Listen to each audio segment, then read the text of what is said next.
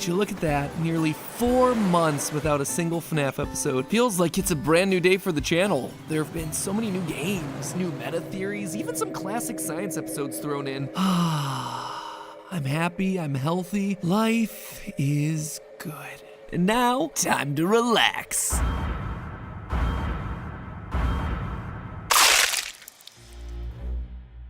Hello, Internet! Welcome to Game Theory, the show where old habits and old animatronics die hard. Today we're talking about the 12th and final installment of the Fazbear Frights book series, Felix the Shark. That's right, friends, the final book. Until the next 3 come out later this year.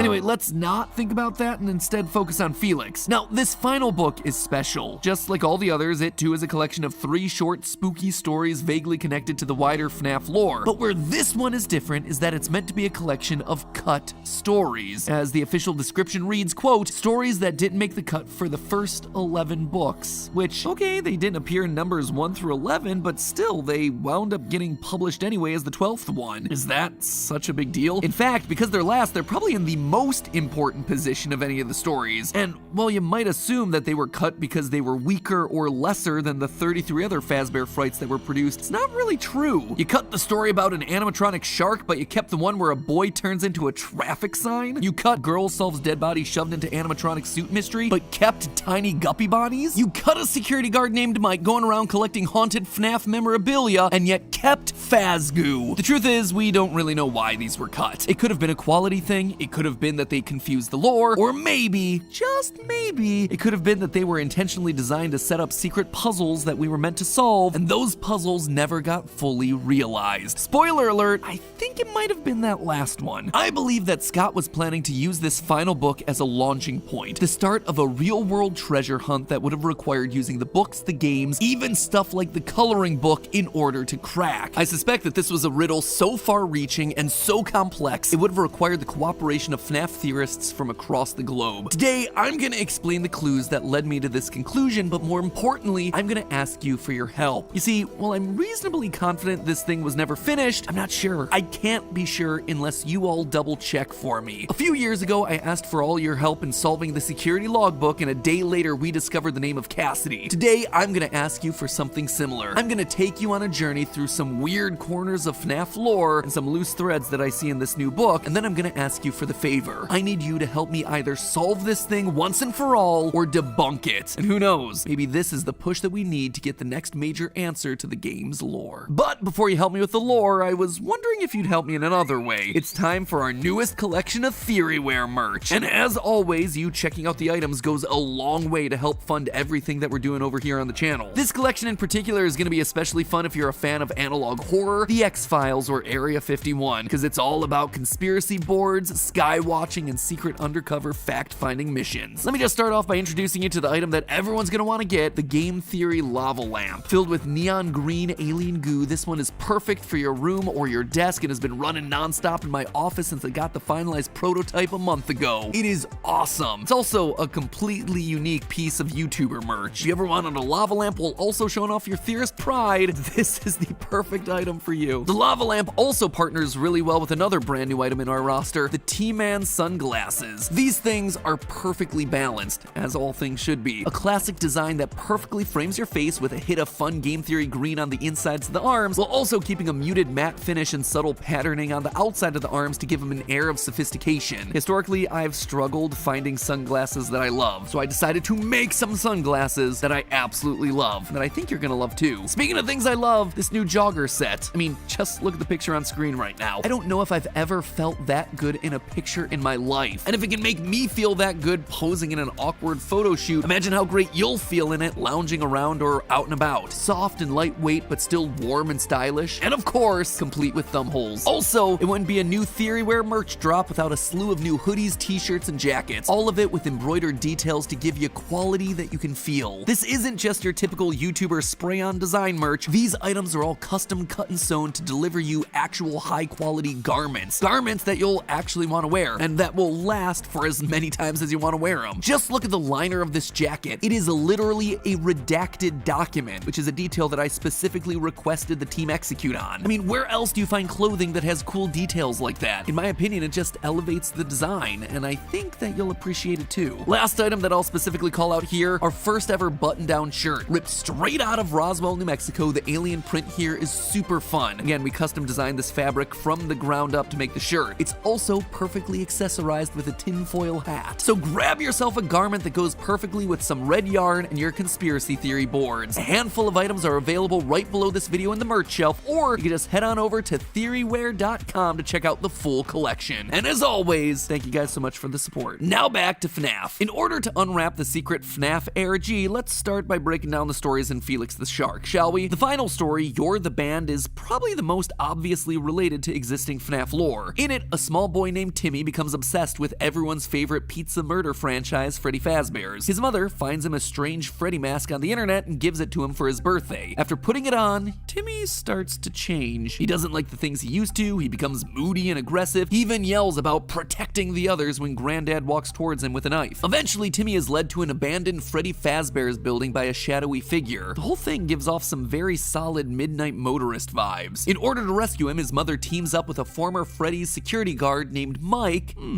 Turns out the Freddy mask was possessed by one of the children from the original Fazbear murders. When Timmy put on the mask, the spirit transferred into his body, which allowed it to control him. When Mike and Timmy's mom arrive at the restaurant, Timmy is on stage in Freddy's position, performing alongside Bonnie and Chica. After getting attacked by the puppet, Mike manages to get the Freddy mask back onto Timmy, which captures the spirit. He then puts the mask back onto the original Freddy head, getting the spirit back to where it belongs. Now, I gotta admit, I got really excited when I read the story. We've suspected for a while that FNAF 1 security guard Mike Schmidt was really Michael Afton going from location to location to undo the evils of his father, William. That's why we play as Mike through pretty much every installment of the series up through Ultimate Custom Night. It's why Mike's name appears in Sister Location, why Fazbear Frights burns down in FNAF 3, and why the security guard in FNAF 2 is fired for tampering with animatronics and odor, just like Mike was in FNAF 1. Up until now, that theory's never been confirmed, but this story seems to be strong evidence for exactly that idea. A security guard named Mike going around collecting the old artifacts from Freddy locations in order to help free the spirits of those trapped within. So that was already pretty cool and totally made reading this book worthwhile. Anytime we can get more evidence to support a theory within the franchise, absolutely worth it. But while You're the Band was explicitly lore heavy, the other two stories were equally fascinating, but for different reasons. There were details that felt odd or out of place, and comments from characters that seemed oddly specific in a way that just triggered my lore hunting senses. In the title story, Felix the Shark, we follow a young man named Dirk who's reminiscing with his friends about their shared experiences with Freddy Fazbear's. However, Dirk's memory is slightly different to everyone else's. He's convinced that there was an extra animatronic, a shark named Felix. When his friends make fun of him, Dirk sets off on a cross-country quest to prove that he's not crazy. It takes him 6 restaurants, but Dirk eventually does learn the truth. It turns out Felix was made by the owner of one very specific Freddy Fazbear's after his son tragically drowned. Why would that lead him to a shark animatronic? Because it was a shark that actually pushed the body back to shore. Couldn't make this stuff up if I tried. Eventually, Dirk does manage to locate Felix. The whole FNAF pizzeria is hidden inside an abandoned water park. But the weird part isn't the where, but rather the how of finding Felix. You see, Dirk is only able to find the pizzeria using a series of clues that are found in a random novel written by the creator's daughter. In-universe, Felix's creator also had a daughter who grew up to become a popular author. And in one of her books, The Dogged Dogmatist, she hides a series of clues in plain sight within the book's dialogue. These clues ultimately prove meaningless to the characters in the book because they weren't meant for the characters. They were instead meant for the readers, to give them information they needed to find Felix. It is very weird. Anyway, Dirk figures all of this out and confronts the author. She gives him her butterfly necklace, and he uses all of this Indiana Jones style to unlock a secret key hidden in the bottom of an empty pool at the water park. The key unlocks the path to the secret Freddy's where Dirk finally finds Felix. And then Dirk dies by climbing into the tank with Felix because these characters always have to die in the stories. It's dumb, but you know, so be it. Anyway, you see what's so weird about all this, right? Out of nowhere, this story is talking about clues to a real-world location hidden inside of another book. Clues that are meaningless to the characters, but meaningful to the readers. Not only did this stand out to me as a suspiciously meta moment, but it also got me to immediately think about the previous Fazbear Frights installment, Prankster. You see, in preparation for the release of Felix the Shark, I wanted to refresh myself on all the previous stories. There are 33 of these things after all, it's a lot to keep track of. So I turned to another book, the recently released Ultimate Guidebook, which, if you don't know, has summaries of literally everything that's ever happened in the Freddy Fazbear universe, from the games to the books to the fan theories. Basically, if you're trying to catch up with the series quickly, it's definitely worth a read. And since this is the third and final addition to the book, one written by Scott Cawthon, you know that whatever is deemed most relevant for the lore is going to be called out within its pages. Anyway, each Fazbear Fright story has its own little summary page providing a general plot overview as well as a list of connections between the story and the games. Not everything here is useful, but it definitely gets you into the mindset of the authors, and it helps you see some of the connections that the stories were trying to make. Again, if it doesn't make the cut to appear in this book, you're likely barking down the wrong path. Likewise, if something is called out within these pages, it's at least worth considering when theory crafting. TLDR, as I was getting close to the end of my refresher course, I noticed this in the new lead section for the title story of Book 11, Prankster. Quote, some of the puzzle clues, such as Stinger Moot and Even More Frights, may have implications beyond the plot. Careful readers may want to give these scenes a second look. Implications beyond the plot, you say? Just like with Felix the Shark, it appears that the Ultimate Guide is also pointing us to meta clues within a different book. Clues that are meant for us, the readers, rather than for the characters in the story. So, I went back to Prankster. In this story, the main character Jeremiah is trying to save his friends from a mysterious glitchy voice that's freed itself from a FNAF VR game that's being worked on at the company. Sounds pretty darn familiar. Along the way, he's presented with a series of riddles. Stinger Moot, which is an anagram of testing room. Give me one and I'll make more, each one like the one before. What am I? Your next clue contains Even More Frights. To get there, you just need to follow the lights. I see you're moving closer to your goal. Follow the lights to make things right, and for the key to find where your friends hide, roll up your sleeves and reach inside. Now, I've gone back and forth over these clues multiple times, but it felt like a lot of them were just pointing back to stuff that we'd already discussed in previous theories. The Give me one and I'll make more felt like a reference to the Glitch Trap cult, using FNAF VR's tapes to infect more playtesters. The following the lights clues maybe could be a reference to Princess Quest, where we have to light the lanterns to reveal the truth and eventually set Vanessa free, but none of this was new information. We've talked about all of this stuff in depth. Security Breach seemed to confirm some of this stuff, and to be honest, the connections I could make were speculative at best. I tried rearranging the letters and the anagrams, didn't really get anything interesting. I even considered that maybe the Stinger Moot and Even More Frights clues were literal. The stingers of the Fazbear Frights books were the epilogues about the Stitch Wraith, so maybe if the stinger is moot, then the Stitch Wraith stuff is ultimately meaningless. Even More Frights might refer to the next set of books, Tales of the Pizzaplex. I mean, sure, that's a valid explanation, but it was speculation at best, and also pretty darn lame. Why would you go to all the trouble of hiding meta clues like this about stuff that feels ultimately underwhelming? These aren't really questions that people were asking themselves, you know? So, at least according to the Ultimate Guide, there's definitely something hidden inside of that prankster story, and I'm not exactly sure what it is. But there was even more that was suspicious with Felix the Shark. You see, Dirk doesn't just find the secret Freddy's thanks to written clues inside of a random book, there's also a very specific drawing in the middle of that book. Here's the full quote when describing the Dogged Dogmatist, the book where the hidden clues are from. Quote, the man's search for the creature was convoluted on the whole, but certain lines in the book went beyond convoluted. They just didn't make sense. Neither did the drawing in the middle of the book, an ornate and frilly sketch of what looked like butterflies and flowers. The drawing was never referred to in the book, and it couldn't be related to any of the story. Were the odd lines and drawings some kind of code? For what purpose? And that's not the only time drawings are brought up in this one story. There was yet another odd reference in Felix the Shark that jumped out to me. Quote again, I'd forgotten all about Freddy's, but yeah, now I remember. I loved the Freddy's coloring books. That's what started my drawing. Eventually I got tired of coloring and just drew the figures. Last year, the official FNAF coloring book released, which for a normal franchise would be a big ol' who cares moment. But here, where the biggest character reveals happened in a spin-off children's activity book, yeah, I wouldn't put anything past this franchise. So it felt strange to mention a real-world item for it only to mean nothing. So, of course, I bought myself the coloring book and the official How to Draw book. I went through the pages over and over and over again, but the only thing I was drawing was a blank. Seriously though, I couldn't find anything. Loads of cool pieces of artwork, like this twisted chica that's only ever mentioned by name, but nothing major. I checked with black lights, I heated up a page or two to see if it would reveal some invisible ink. Nothing. Or at least nothing that I could find. And then it hit me. What if this wasn't about solving a mystery within the story, but instead something bigger, something more real? The clues in Dirk's book didn't make any sense until you were in the right place at the right time. This could all be hinting at an ARG, where just like Dirk, if you find the location, suddenly the clues that people had been theorizing about for months start to fall into place. Which leads us to the final story of Felix the Shark, The Scoop. In this story, a young girl named Mandy is an online FNAF theorist. No joke, she even signs off one of her posts by saying, and I quote, I can't share all my secret facts yet until I solve this game theory. Anyway, Mandy digs through the code of FNAF FNAF 3. Literally FNAF 3 the game. It is mentioned explicitly, only to discover a hidden picture of a building. She tracks it down and she learns about a real-life missing children's incident. After a few nightmares where the spirit of the dead child appears, she ends up going to the location only to find an old animatronic bear giving off a nasty smell. Surprise, surprise, the kid was inside of there the whole time. Mandy is praised as a hero for finally finding the missing child, and she closes out her blog by saying, quote, "I will probably never know for certain how this mysterious building is connected to the FNAF universe. The only thing I am certain of is if the creator wanted us to know, I think he would tell us."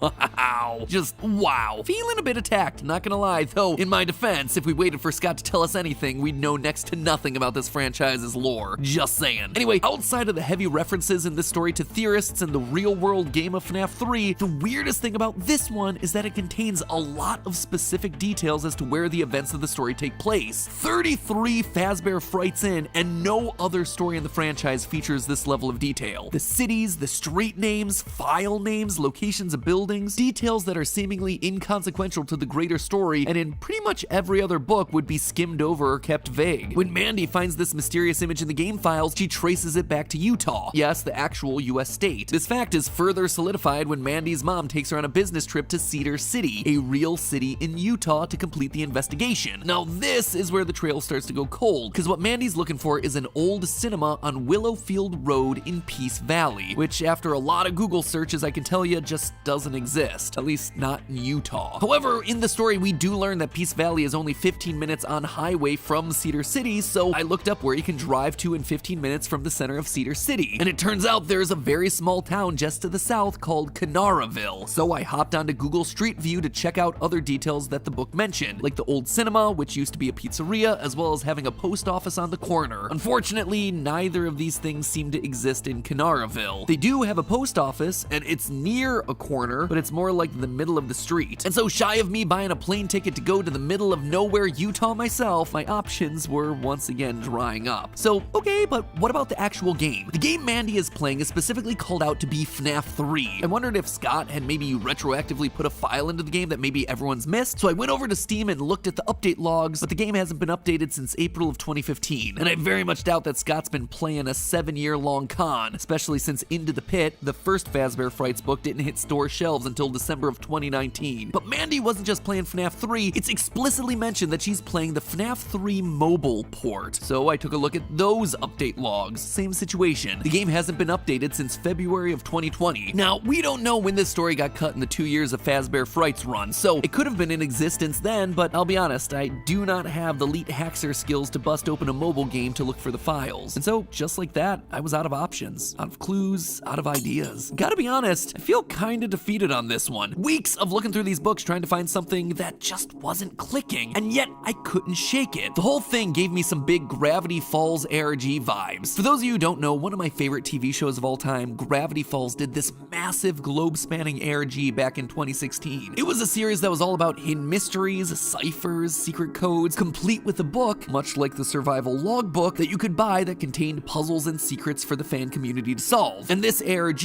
launched after the conclusion of the show, tasked fans of the series from all corners of the map to work together in a quest that would eventually lead them to a statue of the show's villain, Bill Cipher, hidden out in the middle of the woods. Maybe FNAF was seeding out clues for something similar. Or maybe there were plans to do a similar sort of treasure hunt, but the plans got scrapped along the way. I can't be sure, but there were just too many weird details here that didn't seem to be mere coincidences. Regardless, I'd been bested, but that didn't mean I was done. The last time I felt like this was when the survival logbook released, but instead of giving up, I threw the clues that I'd noticed out to you guys, the theorist community, to help me solve it, and you came through. We found Cassidy's name, a name that has since been confirmed by Scott himself. So here I am again at the end of my tether, asking you for help once more. It seems like something's here, but if it is, I can't figure it out on my own. Maybe you're a theorist from Utah and you know the locations I'm talking about. Maybe you do know how to break open the files of a mobile game. Maybe you're as obsessed with this franchise as I am, and you too have the coloring book, and you notice something on those pages that I don't. We haven't let FNAF beat us yet, and we're sure as heck not gonna let it happen today. If you think you've gotten yourself some answers, or maybe just another lead, head on over to the Game Theorists subreddit to post your findings. I'm gonna be keeping a very close eye on this one, cause like you, I wanna see this franchise solved. Link is down in the description below to check out the Game Theorists subreddit. And speaking of what's below the video, one final reminder about the new Theoryware, which is available now. It's one of the biggest biggest launches that we've done in terms of sheer number of items available, and I'm super excited to finally be showing it to you. Also, I'm just gonna say it, if you do want the lava lamp, which I think is gonna be our hottest seller, both literally and figuratively, buy that one today or tomorrow. I'm pretty sure that one will probably sell out in a day or two. And some of these others, like the emergency broadcast tee and the Data Hunter sweatshirt, if I were to guess, are gonna be close behind. So if you have a theory yourself and you want to show off your theorist pride while helping to support everything we do here on the channel, grab some of this new collection before it gets redacted from the record and hidden in an underground vault. Merch shelf with selected items is right below the video, and the full roster is available right now on theoryware.com. Thank you again for your support with the merch, thank you again for helping me to solve this FNAF ARG, and thank you as always for watching. Remember, it's all just a theory. A game theory. I'll see you next week.